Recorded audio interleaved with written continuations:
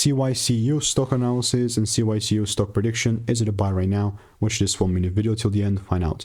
I'm looking at Cycurion stock.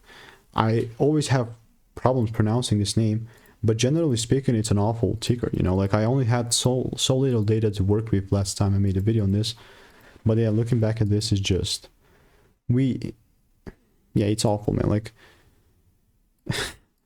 I mean, obviously I'm not even willing to trade this. I'm just kind of showing you my bias on this because I would rather stick to something that I've tested for 36,000 videos and something that I know my strategy, like an environment that I know my strategy works on.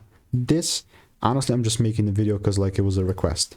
So that being said, like still bearish. I mean, there's nothing else for me to say other than just melting, unless there's like a big catalyst, in which case I'll keep you updated. But for right now, it's really nothing. So if you want to make more money trading in a simple and lean way, just click the first link in the description. You will find a lot of sauce there.